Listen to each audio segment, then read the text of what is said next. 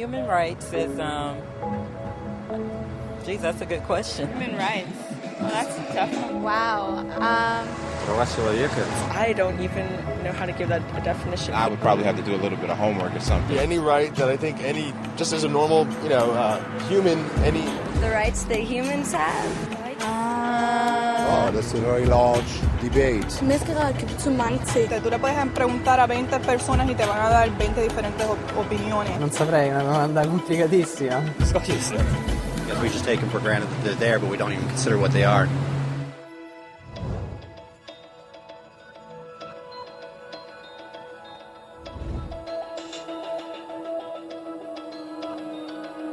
Los derechos humanos son los derechos que tienes simplemente por ser humano. Es la forma en que instintivamente esperas que se te trate y el trato que mereces como persona, como el derecho a vivir en libertad, hablar con franqueza y ser tratado con igualdad. Hay muchos tipos de derechos. La mayoría tienen que ver con cierto grupo. Pero los derechos humanos son los únicos que le corresponden absolutamente a todo el mundo en todas partes. Eso significa niños, gente mayor, pobres, jugadores de básquet, basureros, cantantes de rap, maestros, africanos, indios, albanos, cristianos, musulmanes, cabalistas, ateos, tu madre, tu padre, el vecino y tú. Todos tienen los mismos derechos humanos exactos. En otras palabras, son universales. Pero la cuestión sigue en pie. ¿Qué son? Name the human rights? What the human rights are? The right to live. Equality between all peoples. Right to religion, the right to... Is there supposed to be a list somewhere I should be aware of? De acuerdo con las Naciones Unidas, hay un total de 30 derechos humanos, que generalmente se agrupan y se llaman simplemente derechos humanos. Se enumeran en la Declaración Universal de los Derechos Humanos, que es el documento sobre el tema más aceptado en el mundo. Pero llevó mucho tiempo para que llegaran. Al principio no había derechos humanos. Si estabas con la gente adecuada, estabas a salvo.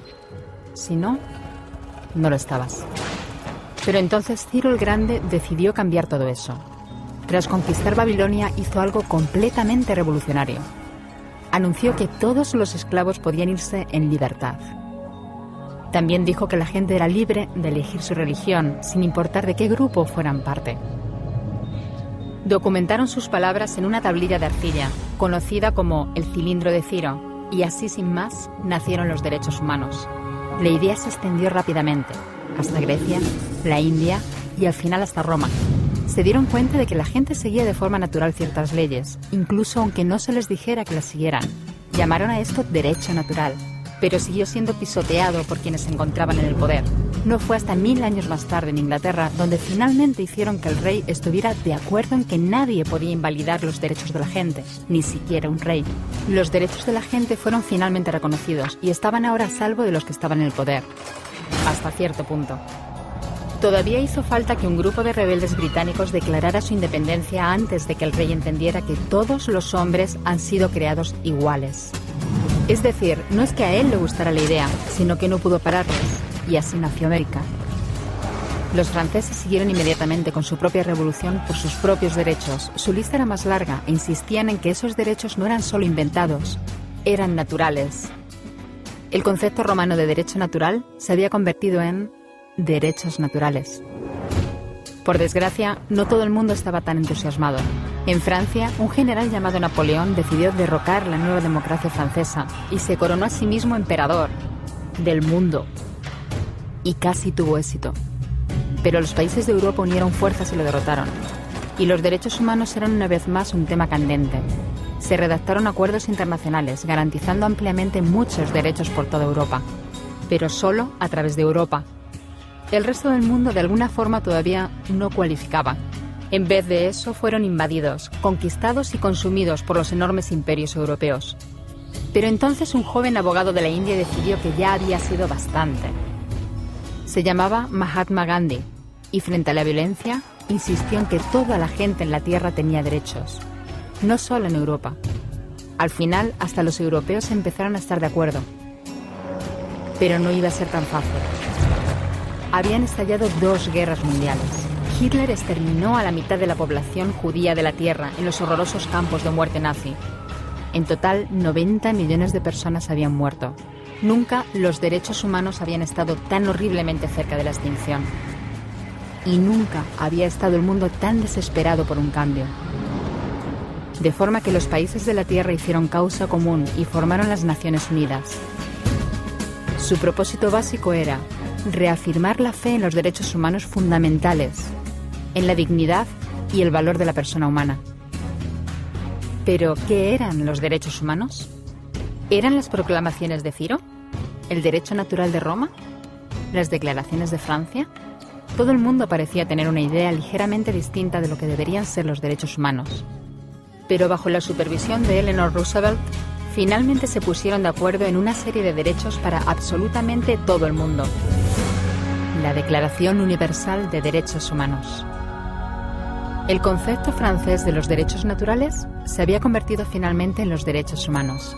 Así que, en resumen, al principio solo unos cuantos afortunados tenían derecho alguno, hasta que uno de ellos decidió, oye, otra gente también debería tener derechos, lo que fue estupendo, salvo que no todo el mundo estuvo de acuerdo.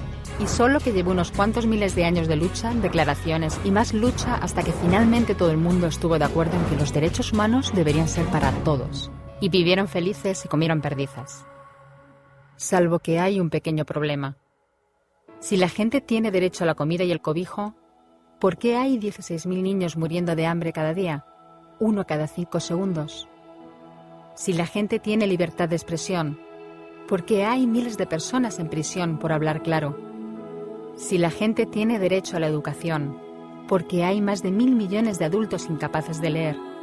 Si la esclavitud ha sido abolida verdaderamente, ¿por qué hay 27 millones de personas todavía esclavizadas hoy en día? Más del doble de las que había en el siglo XIX. El hecho es que, cuando se firmó, la Declaración Universal de los Derechos Humanos no tenía la fuerza de la ley. Era opcional. Y a pesar de muchos más documentos, convenciones, tratados y leyes, todavía es poco más que palabras en una página. Así que la cuestión es, ¿quién hará que esas palabras sean una realidad?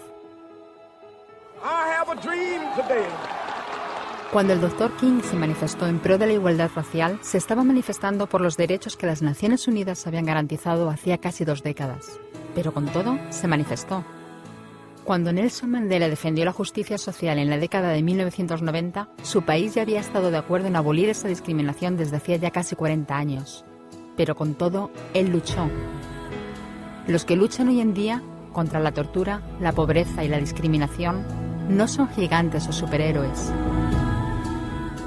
Son gente, niños, madres, padres, maestros, individuos librepensadores que se niegan a quedarse callados, quienes se dan cuenta de que los derechos humanos no son una lección de historia, no son palabras en una página, no son discursos, ni anuncios, ni campañas de relaciones públicas. Son las elecciones que hacemos cada día como seres humanos. Son la responsabilidad que todos compartimos, de respetarnos mutuamente, ayudarnos y proteger a los necesitados. Como Eleanor Roosevelt dijo, ¿dónde empiezan después de todo los derechos humanos universales? En pequeños lugares cerca de casa, tan cerca y tan pequeños que no pueden verse en los mapas del mundo. Aún así, son el mundo de la persona individual, el barrio donde vive, la escuela o la universidad a la que asiste, la fábrica, la granja o la oficina donde trabaja. Esos son los lugares donde cada hombre, mujer y niño buscan justicia igualitaria, igualdad de oportunidades, dignidad igualitaria sin discriminación. A menos que esos derechos tengan un significado ahí, tienen muy poco significado en cualquier otra parte.